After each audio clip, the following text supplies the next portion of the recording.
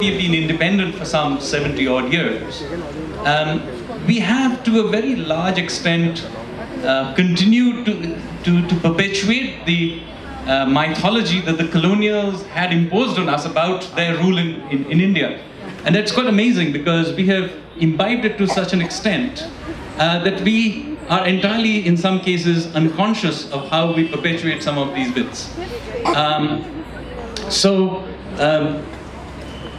We do, for example, we read books like the Tarzan comics or Phantom, not realizing that underlying it is really a story of paternal, European, paternalistic, sort of looking after the natives, and that really the natives should be grateful for the fact that they are being ruled by these white-skinned people. And this is sort of there in many, many little ways in the story. So even educated Indians will very often, say, the English gave us so many things, they gave us cricket and English and laws and so on, as if on balance it was a good thing. And so I think this is a story that needs to be retold from our perspective, as the African proverb goes. As long as the lions do not have their storytellers, the history of the hunt will always glorify the hunter.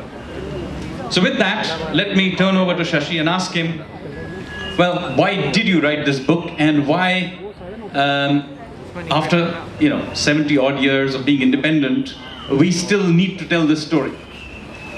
Thank you, Sanjeev, for making me a lion for the occasion. I'm deeply grateful. And really great to see so many of you here this morning, braving Bangalore traffic to get here. It's wonderful to see you. Now, this book somewhat unusually began as a speech, and some of you are probably aware of this. I happened to deliver a speech at the Oxford Union in a debate on the British colonies, British owing reparations to their former colonies.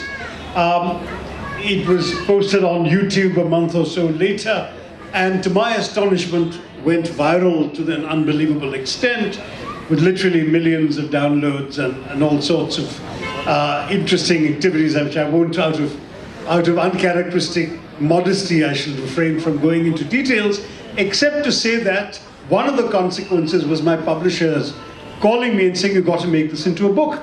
To which my reaction was, why bother? Everyone knows this already. And my publisher, David Davidas, said, no, they don't, because if they did, your speech wouldn't have gone viral. Which kind of, I suppose, made sense. And I said, all right, well, if this really needs to be retold, I'll tell it, not realizing, of course, that I'd bitten off quite a bit more than I thought I had, because it was necessary. When you're making a 15-minute speech, your preparation is at one level. When you're making writing a 330-page book, it needs a lot more substantiation. And so that enabled me to embark on a journey which involved a lot of research and reading, of a kind that I hadn't done since my doctorate. And it was a lot of fun in many ways, because life has become so much easier in the 4 decades since I did my doctorate. Because now you can get a vast array of material without having to go to a dozen libraries to dig it up, thanks to the modern conveniences of digital libraries and documents on Google Search and Google Scholar, and of course the various academic journals in modern history are also available in various repositories. So with the help of some diligent researchers, I was able to assemble a vast trove of material onto a Google Drive, and then without having to carry the equivalent of a couple of libraries worth of books, I was able to plow through a lot of material that confirmed my prejudices, shall I say, but in some ways added to and deepened my appreciation of all of these things. So I would argue to some degree that the reaction of people confirms my feeling that many in India perhaps either haven't been taught history well or have not deeply imbibed what they've taught. Because a lot of what I'm saying ought to be known to most educated Indians. And I don't imagine that 100% of it will be known to anybody, because I really did some very eclectic and wide-ranging research. But I would say that most people who have studied contemporary or modern India, that is India of the last 200 or 300 years, should have known 80 to 90% of this, but oddly enough, most people say they didn't. And therefore, it seems the book has contributed to a certain eye-opening. Now, on the second point as to why after 70 years we need to do this, it's a fair question, and particularly some young people have said to me, well, it's been so long, isn't it time we move on? And I say, of course we should move on. In fact, in my book, on multiple places, I say that this is not to either excuse or justify anything in the present. But I do believe we need to know history for itself. We need to confront the past on its own terms, because if you don't know where you've come from, how will you appreciate where you're going?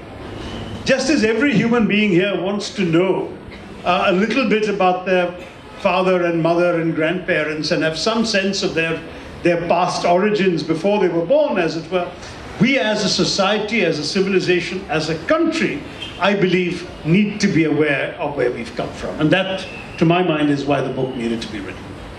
I mean, I think